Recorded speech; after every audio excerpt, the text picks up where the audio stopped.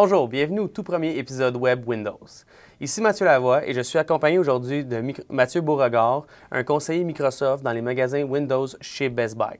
Mathieu est un spécialiste en démonstration de Windows 10 et en produits Microsoft.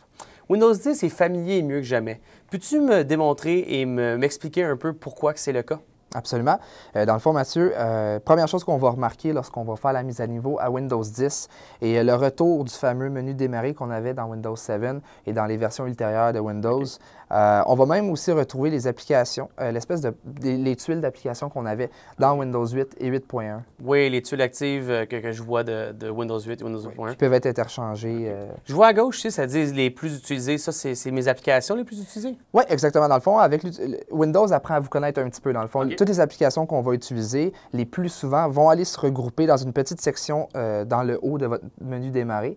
Ce qui veut dire que, exemple, qu'on ouvre le menu démarrer, on veut accéder à ce qu'on utilise le plus souvent. On n'aura pas besoin de toujours aller les chercher à l'endroit où ils se trouvent. Ça va toujours être dans la barre où ce qu'ils vont être là. Wow, vraiment intéressant. Est-ce qu'il y a d'autres fonctionnalités aussi qui sont peut-être un peu moins nouvelles ou un peu plus réinventées? Oui, exactement. Si tu voudrais bien glisser vers la droite avec ton doigt sur le côté de l'écran, ça va ouvrir ce qu'on appelle le centre de contrôle. C'est un nouveau truc avec Windows 10 qui va regrouper tous les services essentiels qu'on a besoin d'avoir accès dans l'ordinateur. Ce qui veut dire que autant se connecter au Wi-Fi que se connecter par Bluetooth à des appareils externes, des périphériques, comme des téléphones cellulaires ou peu importe. On peut même aussi synchroniser nos médias sociaux. Donc, exemple, Twitter, Facebook. Si on reçoit des notifications, des messages. Donc, tout ce qui est important pour moi va être vraiment dans mon centre. Exactement. On est en train de faire un travail sur PowerPoint. On reçoit un message par Facebook ou Twitter. Ça m'arrive toujours. Exactement. Ça m'arrive tout le temps aussi. Ça va se retrouver là. Donc, plus besoin de toujours réouvrir une nouvelle page. Déjà, si on est en train de faire un travail d'école et que c'est pas mal rempli, on n'aura pas besoin de réouvrir une autre page pour y aller. On peut toujours y accéder et l'ouvrir à partir du centre de contrôle. Intéressant. Je vois ici que ça dit « Rechercher sur le web et dans Windows ». C'est quoi cet onglet-là, cette barre-là? C'est comme un mélange de l'ancienne manière de fonctionner de Windows et la nouvelle qui est incorporée dans Windows 10. En fait, cette barre de recherche-là va vous permettre de rechercher quelque chose autant dans votre ordinateur que sur le web. Donc, si je cherche un jeu de cartes par hasard puis que j'en dispose sur mon ordinateur, il va me sortir les résultats en premier de ce que j'ai sur ma machine. Par contre, si j'ai absolument rien qui a rapport au jeu de cartes sur mon ordinateur, il va me sortir des résultats qu'il a trouvés sur le web, les plus proches de ce que je recherchais. Intéressant. Wow. Maintenant, je vois vraiment pourquoi Windows 10 est familier mieux que jamais.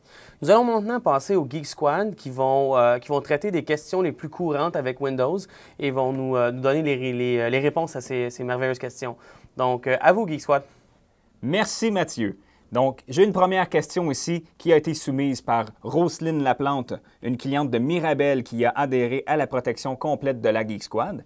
Sa question était « Prendra-t-il plus d'espace sur le disque dur? » Eh bien non, Windows 10 ne prendra pas plus d'espace sur le disque dur. Même au contraire, il va le prendre moins d'espace que les versions précédentes de Windows 8 et Windows 7. Merci beaucoup, Geek Squad.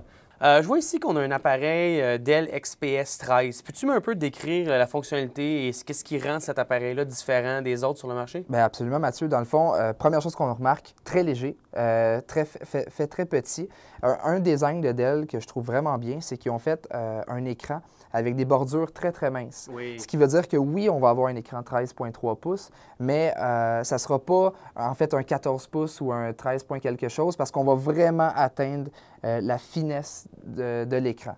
Autre chose, côté performance, pour tous ceux qui ont des travaux d'école à faire, mais peut-être un petit peu plus spécialisés, autant que pour un usage général, on va avoir le Core i7, très puissant. En fait, c'est le meilleur processeur de Intel, très performant pour tous les travaux d'école. En fait, n'importe quel genre de travaux, en fait, ça va être le meilleur processeur pour ça.